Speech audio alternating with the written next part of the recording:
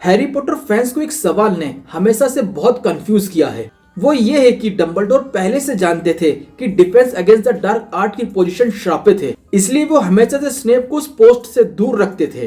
But फिर half blood Prince में जब डंबलडोर को स्नेप की सबसे ज्यादा जरूरत थी, तब उन्होंने उसी को डीए का प्रोफेसर क्यों बना दिया? क्या ये डंबलडोर की सबसे बड़ी गलती थी या फिर ये एक मास्टर स्ट्रोक था डंबलडोर का?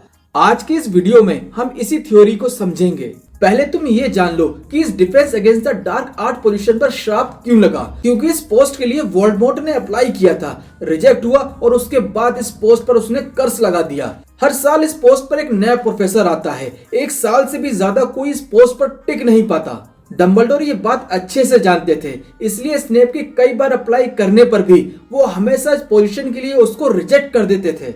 अब तक डंबलडोर का लॉजिक सिंपल था, स्नेप को बचाओ, क्योंकि अगर वो डीए पोस्ट पर आ गया तो एक साल में कर्स उसको बाहर कर देगा या फिर शायद उसकी जान भी चली जाए।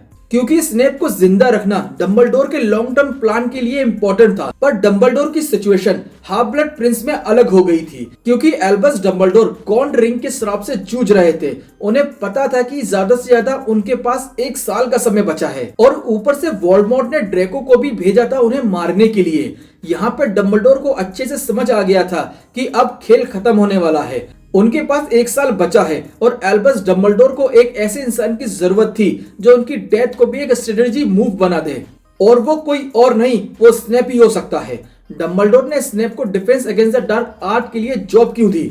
वोल्डेमॉर्ट का ट्रस्ट स्नेप पर और बढ़ जाए, क्योंकि भाई वोल्डेमॉर्ट डीए जॉब को अपना ऑब्सेशन मानता था। और फिर जब स्नेप को ये पोस्ट मिली तो वोल्डेमॉर्ट कन्विंस्ड हो गया कि स्नेप ही उसका असली वफादार है। दूसरा पॉइंट ये है कि कर्स अब प्रॉब्लम नहीं रहा था उनके लिए। स्नेप वैसे भी एक साल के लिए ही था। ईयर के एंड में डंबलडोर स्नेप के हाथों से मरना चाहते थे और ये एल्बस डंबलडोर का ही प्लान था, जिससे श्राप की टाइमिंग और ये प्लान परफेक्टली अलाइंड हो सके। साथ में इस पोजीशन का सिंबॉलिक कनेक्शन भी बन गया जब स्नेप इस क्रस्ट के लास्ट विक्टिम बना। जैसे ही वोल्डेमॉर्ट मरा, कर्स भी खत्म हो गया। डंबलडोर ने स्नेप को एक सिंबॉलिक रोल में रखा, स्नेप को उस कुर्सी पर बैठाना, जिससे वोल्डेमॉर्ट का प्लान उल्टा पड़ गया। कर्स के खत्म होते ही स्नेप की स्टोरी भी अपने ट्रेजिक क्लाइमेक्स तक पहुंच गई। जहां तक मुझे लगता है ये डंबलडोर का एक मास्टर स्ट्रोक था।